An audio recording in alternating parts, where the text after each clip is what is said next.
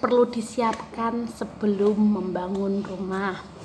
Oke, kali ini aku mau share pengalaman aku saat membangun rumah yang aku tempati saat ini. Membangun itu bukan berarti aku yang bangun Pak Tukang. Jadi hal-hal yang perlu aku siapkan dulu saat aku membangun rumah adalah yang pasti pertama niat, karena kalau nggak niat itu nanti repot, karena hal sekecil apapun pasti semua berawal dari niat.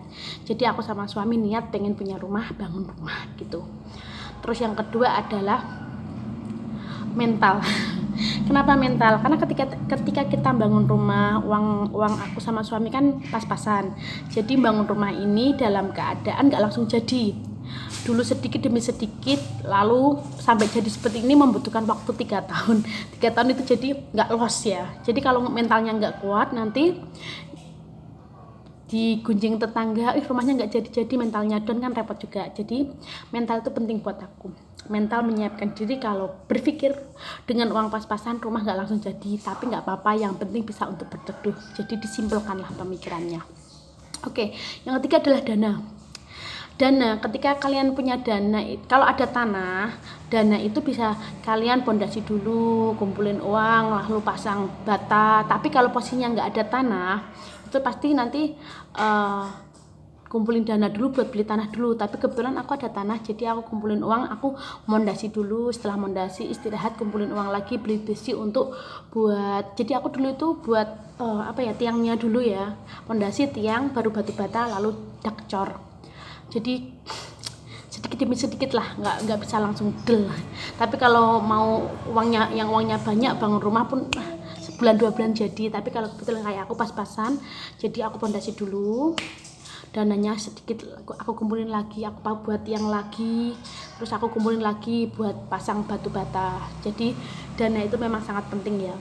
Yang keempat, desain rumah. Walaupun uang kita pas-pasan, kita nggak bisa pakai jasa arsitek, jasa desain interior, ataupun jasa pembuat denah lah. Tapi sekarang banyak aplikasi pembuatan denah rumah. Jadi ya minimal itu kertas, pensil, sama penggaris kalian buat sendiri.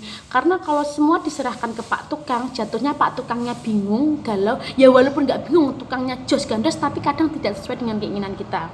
Karena memang aku bangun rumah pakai jasa tukang, nggak pakai jasa pemborong ataupun jasa arsitek, karena uang aku pas-pasan ya, ekonominya pas-pasan lah.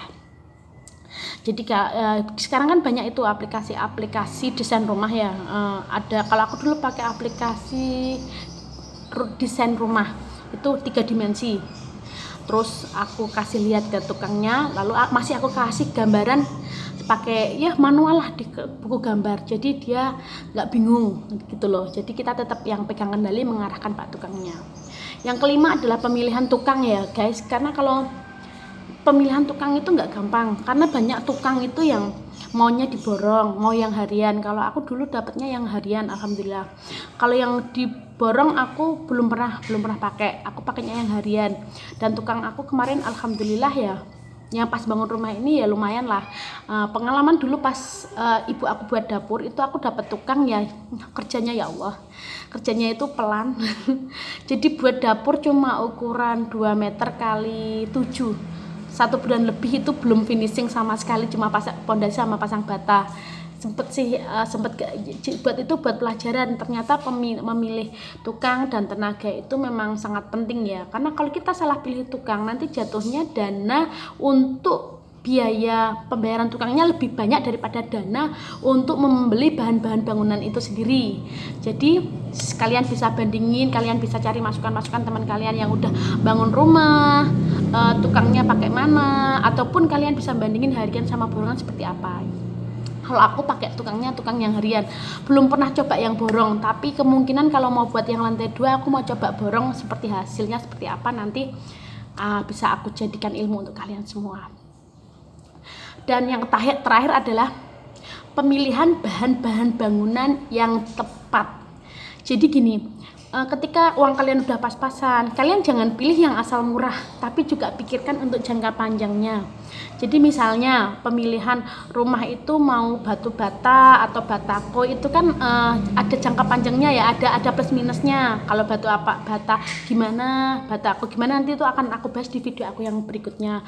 Begitu juga dalam pemilihan besi mau yang besi yang full atau yang KW atau yang tengah, itu pun sangat terpengaruh ya. Jadi disesuaikan semua nanti pemilihan, lihat dana, lihat desain, lihat bahan-bahannya. Jadi nggak bisa langsung dipukul rata, karena memang ada, misalnya kalau aku untuk yang slup ya, untuk slup dan cakar ayam aku memang menggunakan besi yang full ya, yang kualitasnya bagus. Nah beda lagi kalau untuk yang tiang ini kan besinya dulu itu 8, lah yang 2 itu aku pakai yang KW hanya untuk penguat aja.